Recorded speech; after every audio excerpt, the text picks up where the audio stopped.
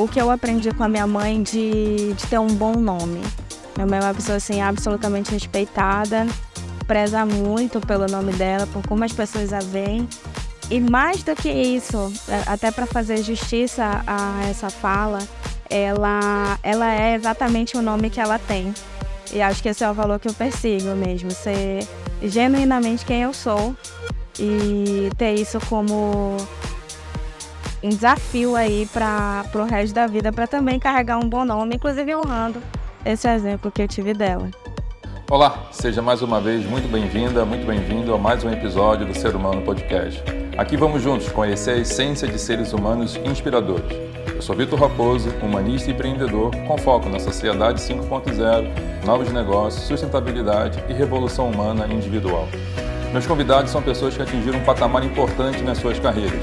E te convido aqui a poder refletir sobre a importância de ser genuíno e a diferença que causamos na sociedade. Bom, pessoal, hoje a gente recebe aqui no Ser Humano Podcast Maiara Sampaio, uma menina, essa é porreta de decidida, gente. Tanto que fez 2 vezes o mesmo vestibular para poder entrar na carreira que desejava. Mai, obrigado pela tua generosidade de aceitar bater esse bate-papo aqui comigo. Obrigada pelo convite, espero que a gente consiga agregar aqui nessa conversa. Com certeza iremos e já estamos. Mai, você que é uma menina ultra mega decidida, às vezes até teimosa. Tem que aprender a dosar ali para chegar no tamanho certo dessa decisão, desse perfil decidido, é verdade. Você começou a carreira lá 10 anos atrás, quando a gente se conheceu, né, no antigo INDT, depois foi ali processo Ambev, Vemol, hoje na Multi. Como que está sendo para você, né, alcançar em 10 anos aí um patamar de carreira tão grandioso, né, e enxergar inúmeras oportunidades ao mesmo tempo? Que legal ouvir falando assim, né? Às vezes a gente não consegue vislumbrar o que a gente construiu. Eu comentei agora que a gente se conhece há 10 anos, mas eu nunca tinha colocado dessa maneira. Olha o que aconteceu na minha carreira em 10 anos. Acho que, acima de tudo, uma gratidão mesmo. Muitos erros e acertos compõem essa década, com certeza. Mas mais acertos do que erros, eu fico muito feliz com as coisas que têm acontecido. Passei por empresas muito diversas, com gestores muito diversos. Aprendi demais com diferentes modelos de liderança, estilos de empresa. E acho que, no final das contas, a palavra que resume isso tudo, além de muita alegria, agora eu estou pensando, 10 anos atrás eu estava ali estagiária, é gratidão mesmo, pelas portas que têm se aberto, pelas oportunidades que eu tenho tido a oportunidade de ter e de aceitar, e pela sorte de estar preparada para essas oportunidades. Eu me lembro muito bem quando você saiu, fez o passo, né, do INDT e foi para a Ambev. Tinha a ABL antes ali, e aí chegou um determinado momento e falou assim: Vitor, você já trabalhou na Ambev, e aí? Eu vou, não vou, eu lembro muito claramente, você quer se forjar enquanto pessoa e profissional, encara, porque é muito disso, né? Você entra numa vibe que é completamente diferente de qualquer realidade de mercado, né? Completamente diferente. Eu já passei por algumas empresas, né? Posso dizer isso, assim, não tem nada que se pareça com aquilo, com aquele processo, com quanto você é exigido a dar mais. Eu lembrei ontem que no ano que eu entrei, o lema era assim: aqui a gente dá o osso maior do que o cara pode roer e ver se ele consegue.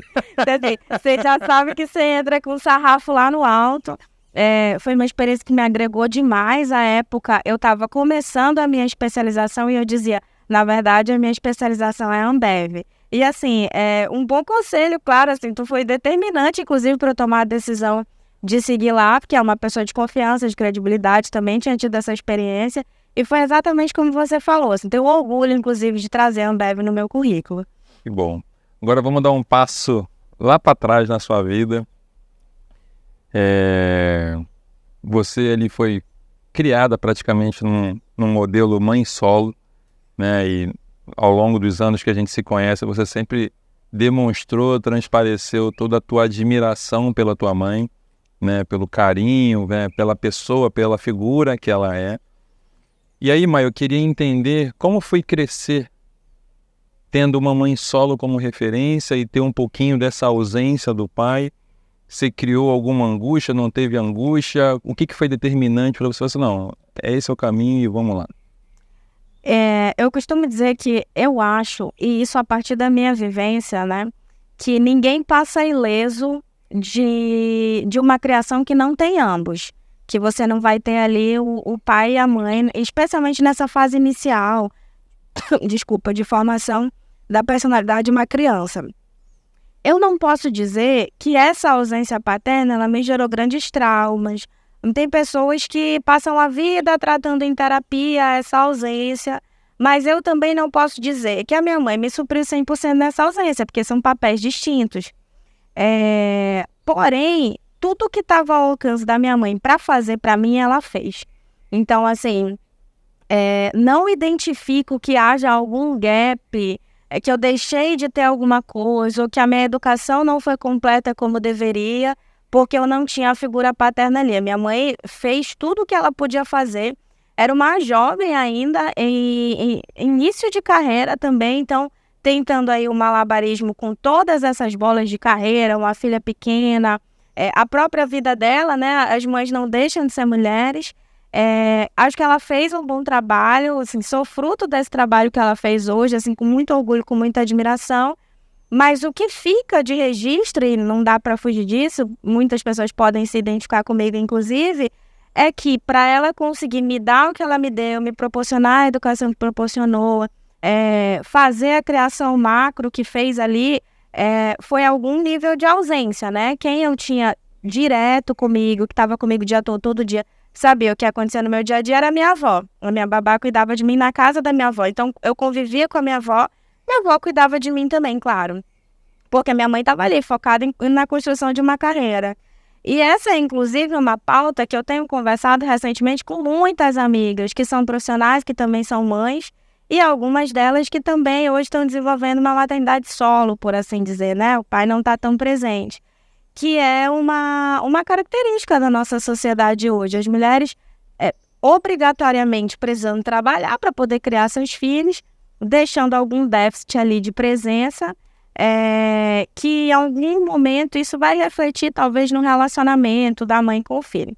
A minha mãe trabalhou muito e ela teve uma carreira muito legal esses 20 primeiros anos da minha vida, na mesma empresa, inclusive, mas eu a tinha pouco. Então, quando ela saiu e ela fez a transição, que nós começamos, de fato, a ter uma relação mais pessoal, de compartilhamento de dia a dia. Isso eu já tinha 20 anos, né? Então, a gente começou a construir essa relação mais profunda a partir daí.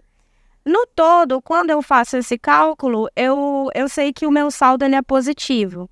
E eu não acredito nenhuma culpa à minha mãe e nem ao meu pai pela ausência. Talvez tivesse sido mais difícil para mim se ele tivesse começado a minha vida próxima e tivesse ausentado, mas nunca teve essa participação. Mas lá no fundo eu sei, quando eu paro eu penso racionalmente que por força das circunstâncias eu tinha a minha mãe presente um pouco menos do que talvez eu precisasse que ela tivesse. E hoje foi um ponto que você colocou, né? A sociedade está muito nesse polo, né? Muitas mães solos, muitos pais solos, muitas famílias divididas, infelizmente. Dentro dessa tua formação, né, dessa construção que você fez com a sua mãe a partir dos 20 e poucos anos, qual que é a importância dela no sentido da tomada de decisão?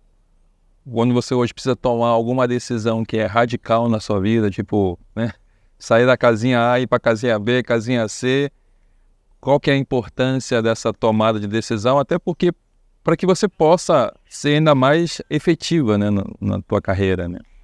Tem um versículo da Bíblia que eu gosto muito lá em Provérbios que ele diz assim: na multidão de conselhos se encontra a sabedoria. Eu elegi algumas pessoas que são pessoas a quem eu sempre peço um conselho. Eu te peço conselho com muita frequência, inclusive, quando eu estou em face de decisões assim. Mas eu preciso confessar, voltando ali para o início dessa nossa conversa, essa minha decisão, que às vezes se torna teimosia, às vezes faz com que eu ouça muito conselhos e decida o que eu quero decidir. Então, assim... Você estava procurando alguém para te apoiar, ninguém apoia, mas é assim mesmo. Era isso, mas vocês não estão entendendo daqui de onde eu tô. Eu pergunto da minha mãe, eu acho que é importante. Eu tomo o cuidado de fazer com que a minha mãe saiba as minhas próximas decisões. Mas eu preciso confessar que eu já vou meio que decidida e que se a decisão for diferente, não tem muita chance de eu mudar. E tem uma coisa também, eu já vou pedir perdão porque esse vídeo vai chegar na minha mãe e aí ela vai ouvir isso. Mas assim, tem uma coisa também que nenhum filho único escapa, que chama superproteção.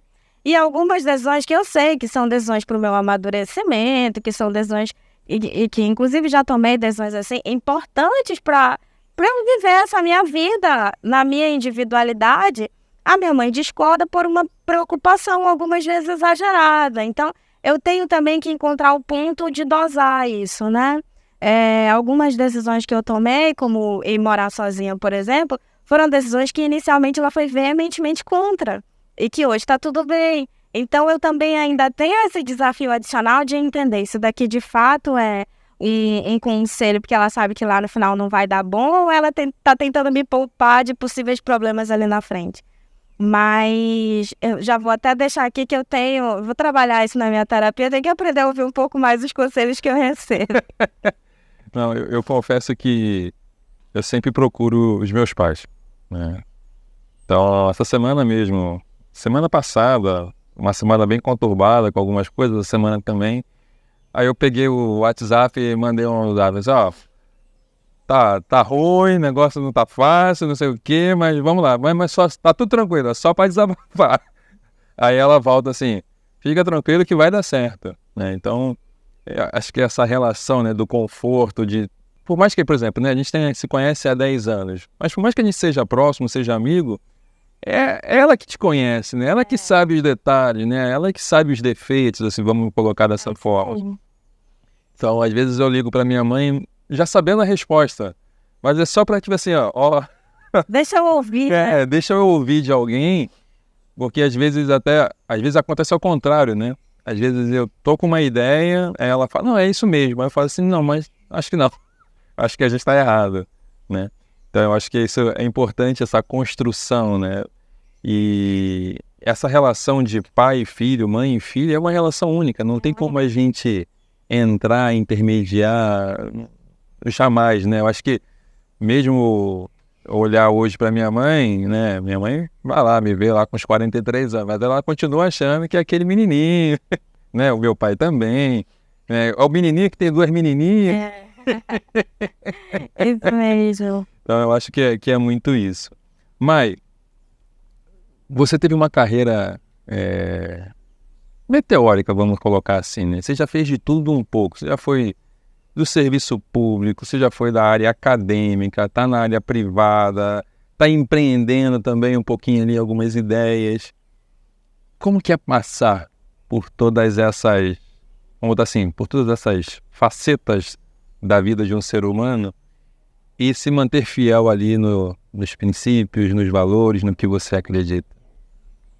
Eu acho que é fruto de uma decisão, assim, ao longo da vida, quer seja na carreira, quer seja em outros ambientes, a gente tem muitas oportunidades de desvirtuar aquilo que a gente é de verdade ou de agir contra os nossos valores. Mas as coisas todas mudam e eu acho que elas se rendem diante de uma decisão. Então, a minha decisão, ela sempre foi ser coerente comigo mesma, ser coerente com aquilo que eu acredito. Inclusive, na minha carreira, já houve decisões que eu tomei, que eram decisões que eu não queria tomar de fato, mas que eu precisei tomar em nome da minha congruência. Houve, inclusive, uma das empresas das quais eu pedi para sair, que na época eu cantava o trecho de uma música, que eu não sei quem que canta agora, que ele fala assim, eu tive que ir embora mesmo querendo ficar. No final das contas, eu gostava do geral, eu gostava do que eu fazia, eu gostava de estar ali, mas as coisas que eu não gostava pesavam muito mais e me levavam por um caminho diferente daquilo que eu queria para comigo mesmo. Então, Uma das minhas... E esse ponto é um ponto importante, né? A gente se respeitar, né? E entender o teu objetivo de vida, entender aonde você quer chegar, né? Porque, por exemplo, às vezes chegam as pessoas, né, procurando mentoria, até mesmo dentro das consultorias para as organizações, eu sei, puxa, eu tenho os objetivos. Aí eu falo, tá bom, então pega tudo e coloca numa folha. O que você quer alcançar? 10, 15 objetivos, né? A pessoa vai, coloca lá os seus objetivos, eu falo assim, tá bom.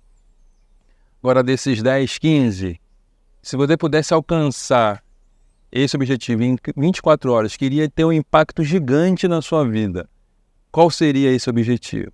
Aí a pessoa fica olhando a lista, né? Veja bem, não sei o que. Bom, então você precisa achar um objetivo. Aí acha. Aí quando acha, tá bom. Então, o que você precisa fazer para que esse objetivo vire realidade? E aí você traça uma linha, um caminho, uma rota. E aí isso que eu falo da gente se respeitar. Se você traçou uma rota de sair aqui do distrito e chegar na Ponta Negra, por que você está indo para Paricatuba? Né? Então, aí entra essa questão da congruência, de você se respeitar e saber onde você quer chegar. Porque não adianta você dizer que quer comer arroz, você está plantando feijão, velho. Né? Então, eu acho que grande parte dos empreendedores, dos profissionais se perdem por causa disso. Porque são iludidos assim, no conto da sereia, né? No canto da sereia. Não, se vou para cá, e você acaba indo e entra um pouco nesse ponto que você falou, né? Exatamente. Inclusive, eu lembro agora que naquele workshop lá do SDI, a minha principal força é lealdade. Eu ia falar alguma coisa parecida com isso do respeito. Como que eu sou leal a tanta gente, a tantas situações, e eu não seria leal àquilo que eu propus para mim mesma, né? Então, é muito legal esse exemplo da rota, porque quando a gente sabe onde a gente quer chegar, o que a gente quer, a gente entende qual que é a rota para chegar ali. O contrário é aquela frase lá que todo mundo conhece, você não sabe para onde está indo, qualquer lugar serve, né? E aí, até pegando esse gancho dessa minha experiência diversa, talvez quem olhe de fora, assim, não entenda muito, mas um dos motivos pelos quais eu escolhi a administração, quando eu tomei essa decisão, eu tomei considerando o que eu sabia já que eu sabia que eu gostava do ambiente das organizações, das empresas, não sabia muito bem como seria, mas eu sabia que eu queria trabalhar com isso. E a administração, ela me oferece um leque de oportunidades e de possibilidades para eu trabalhar ali dentro. E eu sou muito feliz por ter caminhado em diversas áreas da administração mesmo. Já trabalhei com consultoria, como você sabe, com gestão de RH, com área financeira, com estratégia, com mercadologia, e no final isso tudo me torna uma profissional mais completa, que é aquilo que eu quero ser. Então, assim, de todas as experiências, eu tenho uma coisa comigo mesmo, que é aquela coisa do... No final das contas, não saiu como eu desejava, talvez, mas no que isso aqui me agregou? E, novamente, assim como eu falei anteriormente, quando eu olho para tudo que eu passei, todas essas experiências compõem o que eu sou hoje. Eu sou muito grata por isso. E um ponto muito importante dessa tua fala é que você valoriza tudo isso. Porque muitas pessoas acabam encontrando muitos desses profissionais, tanto nas empresas quanto nas mentorias, e as pessoas falam assim, mas por que eu fiz isso? Por que eu passei por aquilo? Aí é o que eu costumo falar, né? As pessoas, de uma grande maneira, né, assim, de uma maneira geral, elas sempre olham para o lado. Né? Então, por exemplo, você está lá numa posição hoje de executiva de conta na Multi. Aí você vai olhar como que é a executiva de contas na Multi, na outra filial. Ou da Bemol, ou na empresa Y, ou na empresa Z. E eu falo para as pessoas que elas não têm que olhar para o lado. Elas precisam olhar para trás. É para trás que a gente tem que olhar. Como eu era há 10 anos atrás? Que profissional eu era há 5 anos atrás? E aí, quando você olha para trás, você vê o seu crescimento. Porque aquilo que a gente olha para o lado e vê, nem sempre é verdadeiro. O verdadeiro é quando você se olha e identifica, puxa, eu tinha essa deficiência, aprimorei, eu tinha essa incompetência e hoje eu sou competente nisso. Puxa, me botaram um sarrafo, me deram um osso gigante e eu destruí o osso. Então, isso eu acho que é que falta hoje nos profissionais, nas pessoas. Se reconhecerem, olhar para trás, sabe? É aquilo, né? No século passado a gente dizia muito isso. Os objetivos são para frente, mas a sua história é no retrovisor, né? Então, quando você está ali dirigindo a sua vida, você sempre tem que olhar no retrovisor para saber da onde você veio, né? Porque grande parte das pessoas se ilude na função do poder. Que aí entra de novo no que você comentou sobre o respeito. Da onde você veio, quem você é, isso você nunca pode esconder. E isso ninguém vai conseguir trazer na totalidade se não for você. Não posso desprezar as bases, né? Foi isso que trouxe a gente até onde a gente está aqui. Sim. E como é que foi esse negócio de tentar 2 vezes a administração? Essa não é uma história da qual eu me orgulho tanto. Mas aqui é para falar a verdade. Aqui é para falar a verdade. Mas assim, as pessoas sabem disso. Sabe aquelas coisas que você prefere não falar muito, deixa abaixo? Então, eu passei muito jovem na universidade. Até falo assim, quando eu passei, eu tinha 16 anos. Quando eu olho os meus primos com 16 anos, eu falo que absurdo. Nessa idade aqui, te darem o poder de descobrir o profissional que tu quer ser pro resto da vida. Ok, foi o que aconteceu comigo, né? Terminei muito cedo, passei na UFAM, tava de greve pra variar. E aí, era final do ano, eu sou apaixonada pela UFAM aqui, quem estiver me ouvindo, sou uma egressa apaixonada. A gente não pode esconder os fatos. A gente não pode esconder os fatos, é verdade. E aí, acabou que efetivamente eu comecei a estudar aos 17, ainda assim muito nova. E eu vinha de um histórico de escolas muito rígidas. Eu estudei numa escola cristã, que ok, excelente, adoro, tem a ver com a minha formação, com a minha fé, consolidou tudo isso enquanto eu era criança, e em seguida eu fui para colégio militar. E aí, ali, você não tem muito poder de escolha, né? Porque sim ou com certeza, no final das contas, as respostas que você pode dar. E aí, anos da minha vida estudando em colégio militar, tomando cuidado para lustrar meu cinto, para engraxar meu sapato. Olha que... É muito legal, só que não. E aí, assim, no auge da sua adolescência, meu cabelo sempre foi muito grande, então eu tinha que acordar 1 hora mais cedo para fazer o famoso coque, porque dava muito trabalho. Eu era super perfeccionista, aí a boina tinha que encaixar, enfim. Histórias assim que quando eu lembro no detalhe, eu pergunto como eu aguentei tanto tempo. Mas uma escola excelente também, mas aí tinha esses pormenores. E aí, beleza, passei na UFAM, o curso que eu queria, na universidade que eu queria. Mas ali na UFAM, você chega, não sei como é que tá hoje, né? Mas você chegava, não tinha ninguém para te dar boas-vindas, não tinha uma recepção, ninguém te explicava como as coisas funcionavam. Eu cheguei com aquela mentalidade de escola, eu tinha 17 anos. E aí, primeira semana, aquela coisa, né? Os professores se adaptando aos alunos e vice-versa. Tinha uma aula às 7 horas da manhã. Gente, eu morava na Zona Oeste, eu tinha que atravessar a cidade para chegar no Japinho, lá na UFAM. E aí, sabe o que eu posso faltar hoje? Eu percebi que o pessoal meio que entrava quando queria, que chegava atrasado. Ninguém falava, não, vou dar uma faltadinha hoje. E aí, faltei um dia sem nenhum ônus. Fui para outra aula, fui para outra. E aí, em seguida, o professor que falta, ninguém avisou. Não tinha WhatsApp nessa época, né? Ninguém avisou. Aí, fiquei super chateada que cheguei cedo lá. O professor não tava, ia esperar a próxima aula que começava talvez às 9, não lembro. E aí, depois eu fui achando legal, sabe? Que não tinha ninguém para pegar no meu pé, que eu não tinha uma boina para arrumar, que não tinha entrega de boletim na escola, que quando eu comecei a perceber que ali eu estava independente, que ninguém ia me cobrar nada, que se eu quisesse estudar, eu estudava, eu fiquei ensandecida. Vou faltar, vou aparecer no final, vou fazer a prova. Eu não sei de onde eu tirei isso. Eu sempre falo, parecem 2 pessoas absolutamente distintas, porque eu tive um histórico escolar, eu sempre fui a melhor aluna da sala, todo mundo na escola me conhecia. Aí teve um ano de rebeldia. E assim, uma rebeldia tão involuntária e tão instantânea. No final das contas, eu não estava entendendo o que estava acontecendo.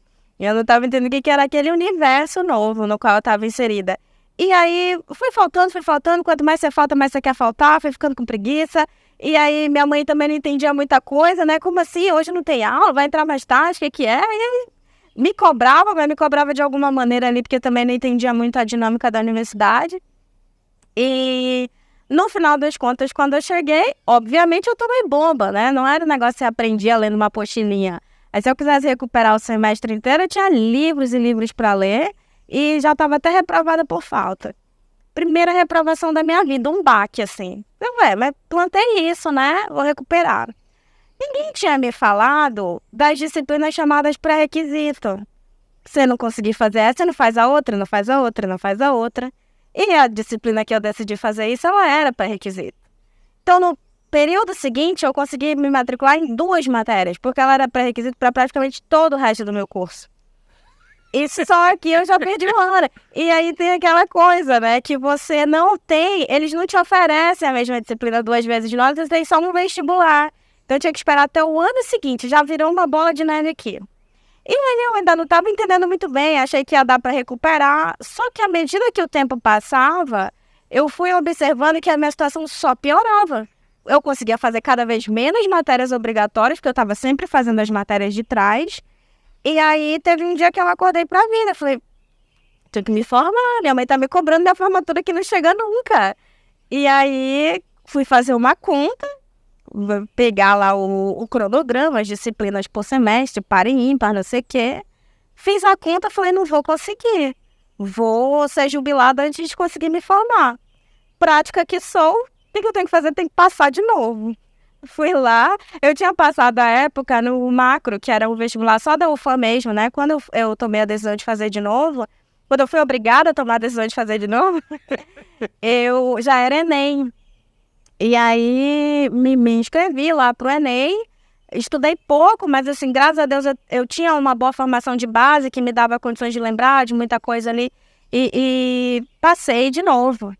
E dessa vez, e me formei, e dessa vez com muita alegria eu me formei. Foi uma experiência legal, assim, quando eu penso cronologicamente, falei isso ontem inclusive, quando eu penso, poxa, eu levei todo esse tempo aqui para me formar, dá uma chateação comigo mesma. Mas quando eu penso que quando eu passei de novo, que eu passei decidida, eu vivi a universidade na integralidade, que eu vivi ensino, pesquisa, extensão, fiz estágios, fui monitora de professor, tive participação em congressos, escrevi artigos, coisas que eu jamais teria feito da primeira vez. E assim, um pouco desavisada, acho que um pouco também aquele lance do nunca comeu mel quando come-se lambuza. Eu não tinha nenhuma decisão de escolha na minha vida escolar. Quando eu cheguei lá, eu podia escolhi tudo errado. Só fiz escolhas erradas. Mas essas escolhas, elas me levaram a esse tempo de formação que eu estava mais velha, consequentemente mais madura. Eu tinha ali já certeza de que aquilo me preparava para eu trabalhar de fato. Então, eu precisava aprender, precisava fazer networking de verdade, conhecer os meus professores, participar de eventos. E assim, como eu vivia a universidade dessa segunda vez, que foi a vez que eu formei de fato, sabe? E assim, estava tão focada e queria tanto que tudo acontecesse ao mesmo tempo e, de alguma maneira, entre aspas, recuperar o tempo perdido, que o meu curso, que era de 4 anos e meio, eu terminei em 3. Então, assim, tirei 1 ano e meio porque eu estudava de manhã à tarde. Estudava de manhã, ia para o estágio à tarde, voltava para a faculdade à noite. Assim, não aconselho muita gente a fazer isso, não, mas assim, foi uma decisão que para mim deu muito certo, foi muito legal. E aí eu tive um intercâmbio entre pessoas de vários períodos, porque como eu adiantava a matéria, falava com gente que estava formando já, que dava algumas dicas de mercado, de como se comportar, o que você faz para você conseguir bons estágios. E aí, no final das contas, deu tudo certo. Graças a Deus. E você estava lá na minha colação. Verdade. Em 2016.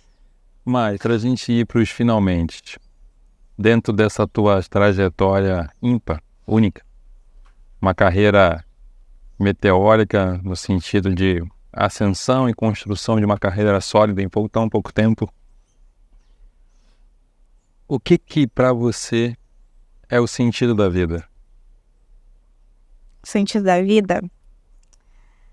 Acho que o sentido da vida, no final das contas, e eu vou explicar para não parecer que é clichê, mas é você cumprir aquilo por que você foi designado. Eu não tenho fé para acreditar que a gente está aqui à toa, né? Que as pessoas, elas simplesmente vão nascer, crescer, se reproduzir e morrer. Eu entendo que tem um plano maior que envolve todo mundo. Acho que a gente tem missões, cada um no seu nível, cada um dentro da sua realidade.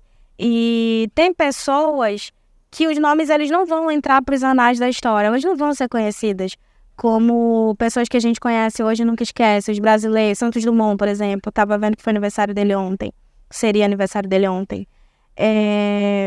Mas que mesmo não tendo esse reconhecimento geral, nacional, elas vão ser reconhecidas por outras pessoas que foram influenciadas por elas. E isso numa semente que você plantou ali através de um conselho, através de um ensino, alguém que você ajudou dentro do trabalho, alguém que você abençoou quando estava passando por algum problema. E o que eu acho que vai determinar se a gente vai conseguir chegar ali no que é sentido da vida ou não, é entender o que a gente nasceu para fazer. E não é uma tarefa fácil, mas quando a gente entende, se a gente entender que aquele ali é o objetivo e destinar a rota certa, acho que ao final a gente consegue cumprir aquilo que é o objetivo geral da nossa vida aqui. Eu tô sem palavras, parabéns. Parabéns pela tua percepção da vida, pela trajetória que você construiu, né, na sua carreira, pela pessoa que você é, por essa pessoa que emana e inspira pelas palavras, pela teimosia em determinados momentos. Muito obrigado pelo bate-papo, obrigado pela tua generosidade e compartilhar um pouquinho da tua história, da tua visão de mundo. Muito obrigada, eu que agradeço o convite, estou feliz mesmo de fazer parte disso. E obrigada, inclusive, por fazer parte aqui dessa história há pelo menos 10 anos. Eu que agradeço. Bom, pessoal, esse bate-papo com essa mulher inspiradora e ultra mega determinada fica por aqui. Se você gostou, por favor, compartilhe com seus amigos e familiares, que com certeza uma pessoa pode se inspirar na história da Mayara. Bom, esse podcast fica por aqui, apresentado por mim, Vitor Raposo, com a produção de Tamires Cler, apoios técnicos da Vitoriana Produções, também com o apoio do Arabu Chocolate e do Novotel Manaus. Um forte abraço e até a próxima. Tchau, tchau.